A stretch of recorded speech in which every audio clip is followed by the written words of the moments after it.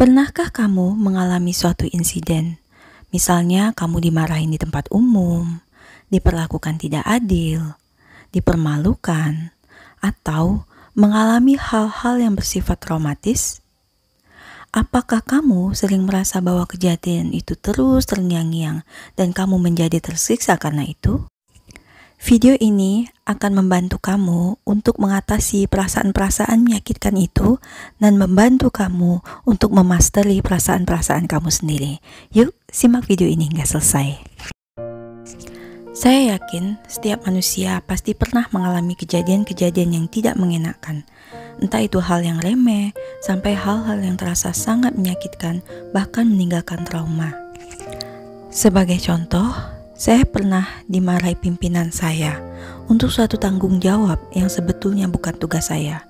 Hanya karena seseorang tidak menjalankan tugasnya, saya dijadikan kambing hitam kemarahannya. Pada saat itu, saya merasakan kemarahan saya sepanjang hari. Pikiran saya berbicara susul menyusul. Seandainya disuarakan, pikiran saya akan berbicara begini. Enak betul memarahin saya, padahal kamu hanya gak sanggup menegur orang yang sesungguhnya membuatmu marah. Saya akan balas. Oh, saya akan mendatanginya dan saya akan menunjukkan bahwa dia yang salah. Lalu saya menyadari pikiran itu. Kemudian pikiran itu datang lagi. Saya sadar lagi dan kemudian datang lagi. Begitulah polanya, pikiran itu datang dan pergi berulang-ulang, berputar-putar di dalam kepala kita. Di video ini, saya ingin menunjukkan kepada teman-teman bagaimana pikiran kita bekerja. Ketika pikiran menarik perhatian kita pada situasi yang telah berlalu, yaitu insiden tadi, maka pikiran akan memberikan skenario. Dia akan membayangkan kejadian-kejadian yang sudah berlalu itu, menciptakan dialog-dialog yang isinya adalah rekaan-rekaan semata, dilengkapi dengan gambaran-gambaran atau bayangan-bayangan. Lalu muncul pikiran lain mengenai langkah-langkah yang semestinya kita ambil. Kemudian suara-suara ini bising sekali di kepala. Namun, selain suara-suara pikiran tadi, ada satu hal penting lagi yang perlu teman-teman perhatikan, yaitu pikiran itu tidak hanya menghasilkan suara bising di kepala. Pikiran itu juga menghasilkan emosi. Misalnya, suatu memori tentang insiden yang telah berlalu akan membuat dada kita terasa sesak, napas terasa pendek, kadang sampai menyebabkan kita meneteskan air mata. Padahal kita tidak sungguh-sungguh berada di situasi itu, atau situasi itu telah lama berlalu. Mengapa bisa begitu? Itu karena pikiran menciptakan suatu kondisi palsu yang kemudian direspon oleh otak kita seolah-olah hal itu adalah nyata adanya. Dan kemudian otak memerintahkan tubuh bereaksi menyesuaikan diri dengan itu. Tubuh kita tidak pernah tahu apa itu nyata atau hanyalah memori. Mari saya tunjukkan bagaimana sesungguhnya proses pemikiran itu terjadi. Ini sesungguhnya adalah kondisi yang sangat familiar. Nah, urutan-urutannya adalah sebagai berikut. Sesuatu terjadi. Misalnya, orang tidak menghargai kita, menyerobot antrian, atau pasangan membentak kita. Lalu, pikiran akan memberi makna, akan menilainya, akan memberinya suatu makna apakah kejadian ini artinya bagi diri kita.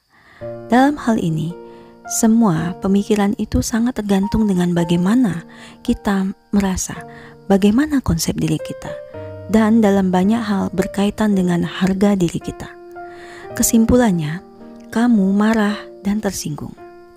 Lalu, pikiran akan susul menyusul datang, seperti yang tadi saya katakan. Pikiran-pikiran ini akan memborbardir kita, disambut dengan emosi, dan emosi itu akan menghasilkan pemikiran-pemikiran baru.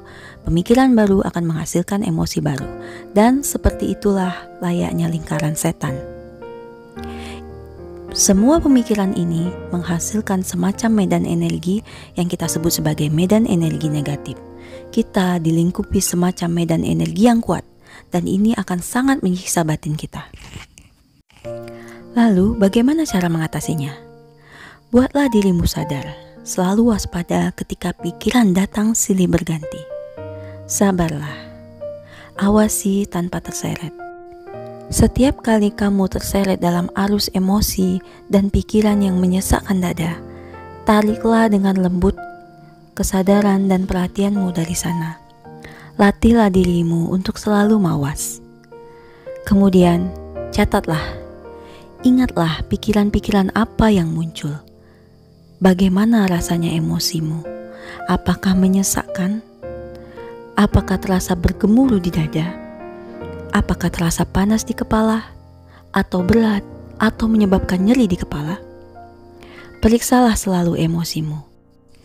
Emosi adalah reaksi tubuh atas pikiran. Contoh mudahnya adalah ketika kamu sedang sendirian di dalam rumah dan kamu kemudian mendengar suara-suara mencurigakan, pikiranmu akan langsung bekerja. Jangan-jangan ada maling, jangan-jangan ada orang yang mau berbuat jahat kepada kita. Lalu, jantungmu berdebar kencang, kamu menjadi waspada penuh. Itu adalah reaksi tubuh atas pemikiran-pemikiranmu sendiri. Seperti itulah kira-kira emosi mempengaruhi tubuh. Dan seperti itulah kaitan antara pemikiran dan emosi. Kemudian, lakukanlah sesuatu yang perlu. Jika memungkinkan, ada tindakan-tindakan yang perlu kamu lakukan untuk mengatasi masalahmu. Berbuatlah sesuatu jika itu memungkinkan. Berbicaralah jika itu memungkinkan. Lakukan sesuatu. Namun yang paling penting, tetaplah sadar dengan pikiran-pikiran dan reaksimu sendiri. Tindakan yang tepat adalah tindakan yang bebas dari reaksi subjektif. Tapi kamu benar-benar dapat melihat situasinya dan tindakan apa yang dibutuhkan di dalam situasi itu. Latihlah dirimu, mulailah dari kejadian-kejadian kecil yang remeh yang kadang sangat menjengkelkan. Ini memang membutuhkan kesabaran. Layaknya seseorang yang sedang melatih otot, latihan terus-menerus akan menguatkan ototmu. Begitu pula dengan hal ini. Semakin kamu sering melatih kesadaranmu, maka kesadaranmu semakin kuat. Kamu akan mampu memisahkan diri dari pemikiran-pemikiran yang otomatis itu. Ini adalah latihan spiritual seumur hidup.